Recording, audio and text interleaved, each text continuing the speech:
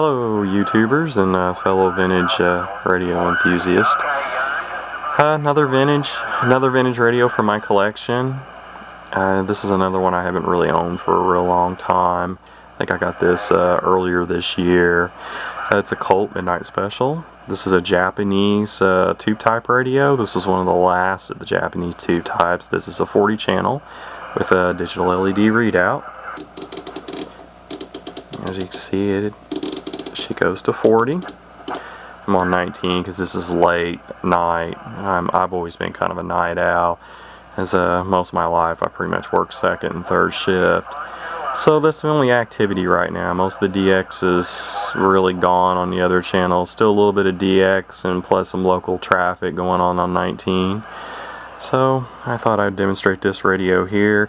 Everything works on this radio except it needs a new meter bulb, the SRF meter. As you can see, I think you can probably tell, the bulb is out. Meter does work. Just no strong stations right now. And I am on the ground plane on the Omni. The RF sensitivity, that's a 2-position RF gain. Notice when I flip it to the minus 30 dB, I don't have any strong stations coming in right now, and there's just basically zero receive with it in that position. This has volume squelch, has a real variable clarifier. I think this is still only receive. I need to verify that. I don't know if I've ever really tested to see if it changes transmit, but I kind of doubt it. It's probably just a variable delta tune, and it's got a lot more adjustability than the like the 3-position switch type delta tunes you find on most older radios. Being a tube type, this has a dual setup for on off.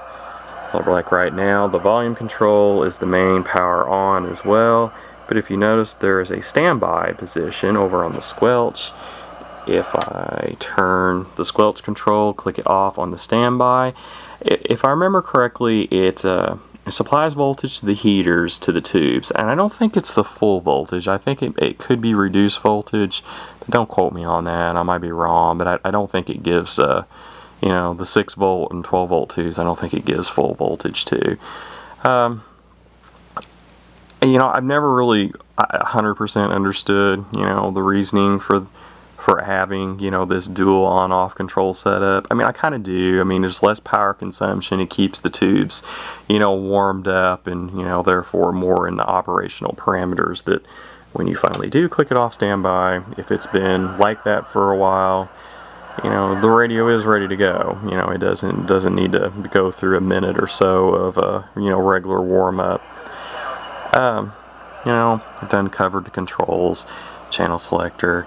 On the air and modulation light, it has 2 purposes. And as I said, this was the Colt version. The Japanese manufacturer made this radio for Colt. Midnite Special. This is probably one of the least common of the 40-channel Japanese tube types. It has a PA. And as you can see, it's not perfect. It's got some chips, and there's some surface rust growing where the chips are. Overall, it's in pretty good shape. Does transmit and receive well. Receives about average on these. Pretty good for a tube type. It's a pretty proven chassis. Not really a whole lot of difference between these later 40s and the earlier 23 channel versions. Of course, its channel setup is much different. And how it drives its transmit and receive frequencies. Of course, the old 23 channels are crystal controlled. And this radio would be considered a hybrid. It uses a transistorized PLL synthesizer circuit, for transmit and receive frequencies.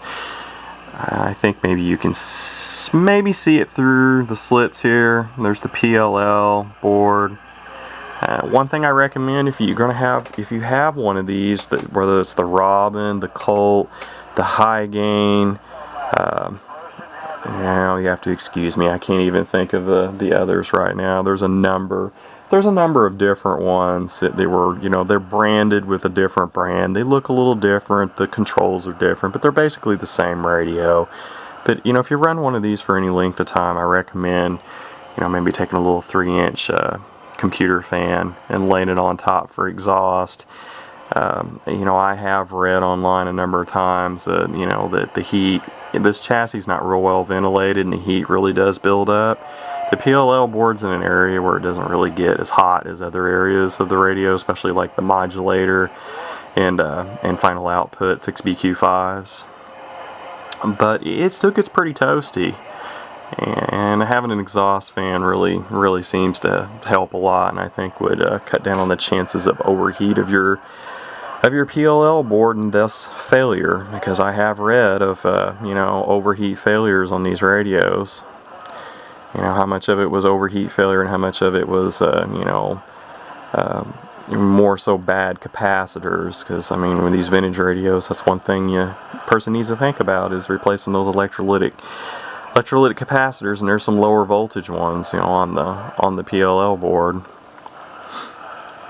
Anyhow, pretty decent performance, on par receive, you know, with the other Japanese tube types, which is actually pretty decent. It's not up to the caliber of the high-end, you know, Trams and Brownings, but it's or some of the other like New Vista front-end tube type radios, but it's still very good.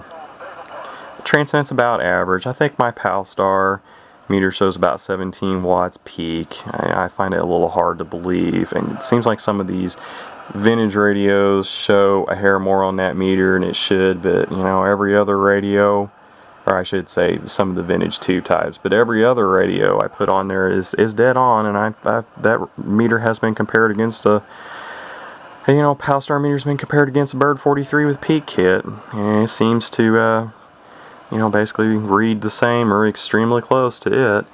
I'm just using actually this is not a necessarily two-way radio mic. This is an old Turner 750. It's non-powered. This was a PA microphone.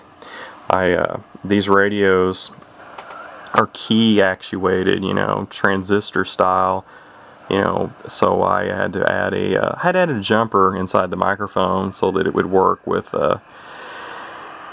transistor actualized radios, because it was set up, you know, for relay keying. So doing that, you know, it works. It's a high impedance microphone, and it honestly seems to sound good, you know, which I guess it makes sense, because these tube type radios prefer high impedance microphones. Anyhow, I thought I'd show this. I don't know if these are rare, maybe semi-rare, maybe just uncommon, I don't know. Midnite Special, one of the last of the Japanese tube type 40 channels. Pretty short-lived, as transistorized radios were taking the market over. I hope you enjoy the video. I'll try to make some more here in the very near future. You know, I hope some people will enjoy this. I enjoy sharing them, because I know I'm always looking for videos, so I figured it was time for me to contribute something. Anyhow, everyone, 73s, maybe catch you out there on the band sometime. 262 Paul, signing off.